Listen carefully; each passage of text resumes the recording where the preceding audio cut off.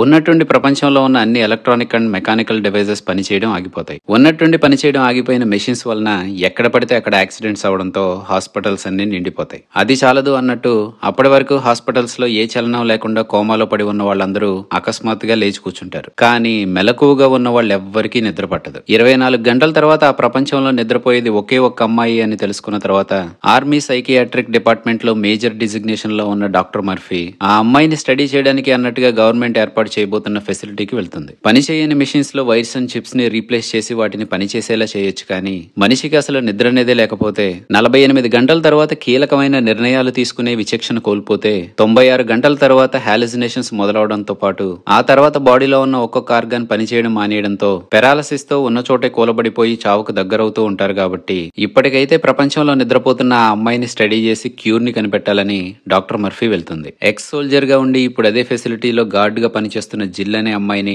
తనతో పాటు రమ్మని డాక్టర్ మర్ఫీ అడిగినప్పటికీ జిల్ రానంటుంది. డాక్టర్ మర్ఫీకి తెలియని విషయం ఏంటంటే జిల్ 10 years డాటర్ అయిన మటిల్డా నిద్రపోగలుగుతుందని. అప్పటికింకా అదే విషయం జిల్ కి కూడా తెలియకపోవడంతో అసలు ఆ బుడ్డది నిద్రపోతుందా పైకి పోయిందా తెలుసుకోవడానికి జిల్ హడావిడిగా ఇంటికి పరిగెడుతుంది. మెటిల్డా నిద్రపోగలుగుతుందని తన గ్రాండ్ మదర్ తనని చర్చికి తీసుకువెళ్లిందని జిల్ పెద్ద కొడుకైన నోవా చెప్పడంతో జిల్ తనతో కలిసి చర్చికి వెళ్తుంది. అక్కడున్న వాళ్ళందరూ ఆ బుడ్డదాన్ని దేవుడికి బలిస్తే వాళ్ళు నిద్రపోగలరు అన్నట్టుగా తనని చంపేయడానికి ప్రయత్నించినప్పుడు ఎలాగోలా వాళ్ళ నుంచి తన పిల్లలతో తప్పించుకున్న జిల్ డాక్టర్ మర్ఫీ తనని రమ్మన్న ఫెసిలిటీకి బయలుదేరుతుంది.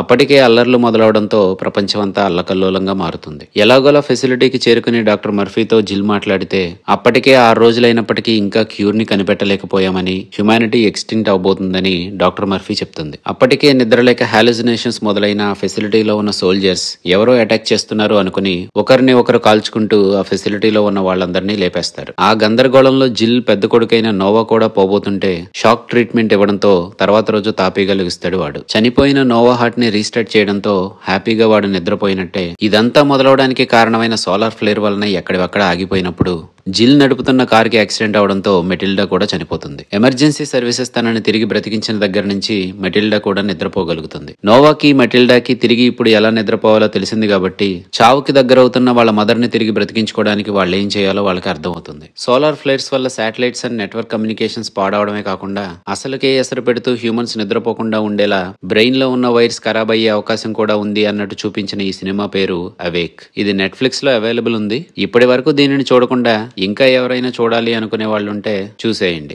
ఇలాంటి మరెన్నో many more interesting movie explanations కోసం సబ్స్క్రైబ్ టు అవర్ ఛానల్ కథలు చలనచిత్రాలు.